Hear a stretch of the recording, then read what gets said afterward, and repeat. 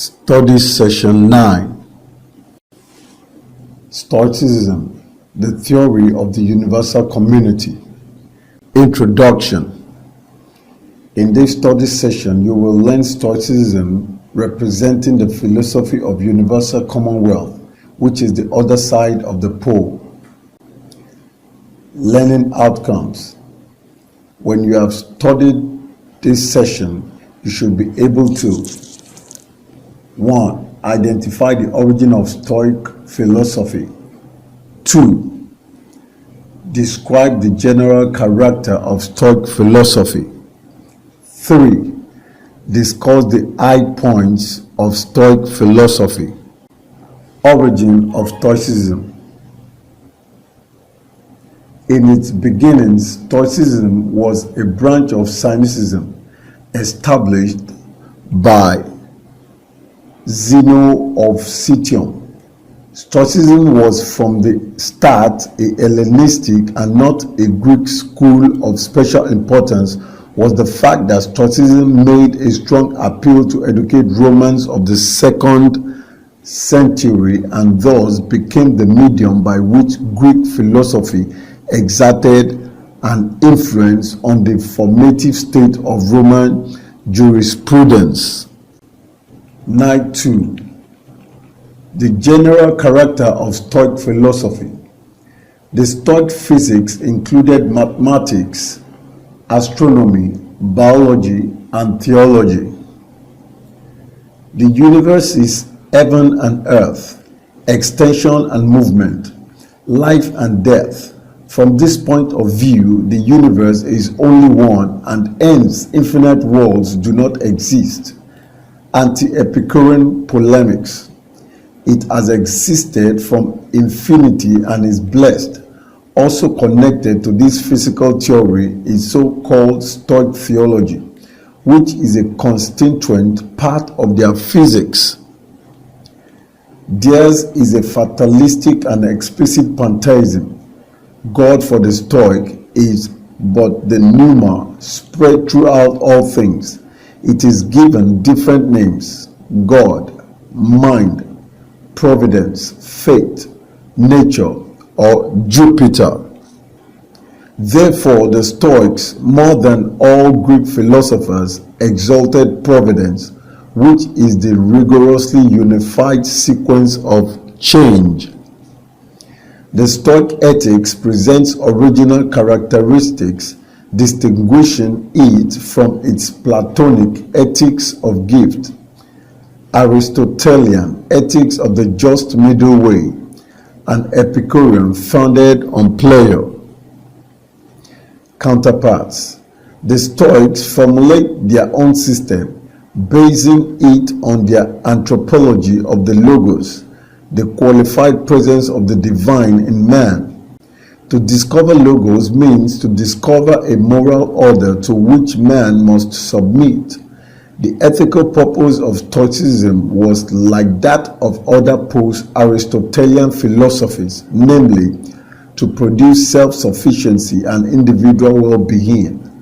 From this foundation, we can trace the four specific concepts of Stoic ethics: duty, virtue, good, and happiness.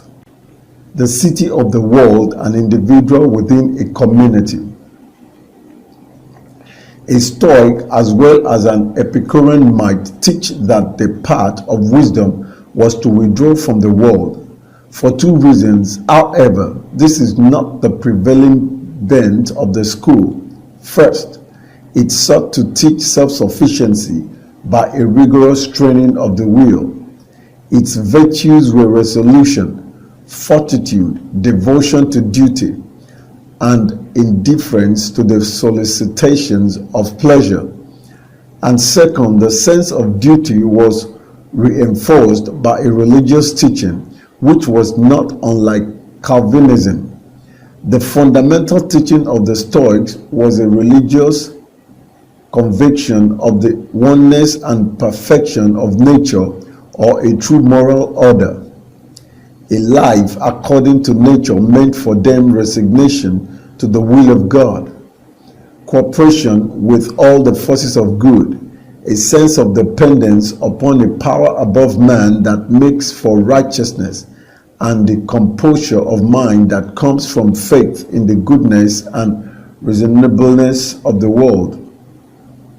There is then a fundamental moral fitness between human nature and nature at large. This the Stoic expressed by saying that man is rational and that God is rational. The same divine fire that animates the world has cast a spark into the souls of men, and this gives to humanity a special position among the creations of the world. So, the animals are given instinct and the impulses and powers needed for life according to their several kinds. But men have reason, they have speech and the sense of right and wrong. Hence, they alone of all beings are fitted for a social life, and for them such a life is necessary. Men are the sons of God and therefore brothers to one another. Hence, there is a world state. Both gods and men are citizens of it, and it has a constitution, which is right reason, teaching men what must be done and what should be avoided. Right reason is the law of nature, the standard everywhere of what is just and right, unchangeable in its principles, binding on all men, whether rulers or subjects, the law of God. The conventional social distinctions that prevailed in particular localities have no meaning for the world state. Greek and barbarian, well-born and common, slave and free, rich and poor are all declared to be equal. The only intrinsic difference between men is that between the wise man and the fool, between the man whom God can lead and the one whom he must drag. Potentially, at least citizenship in the world city was open to all, for it depends on reason, which is a common human trait. In practice, the Stoics, like most rigorous moralists, were impressed by the number of fools.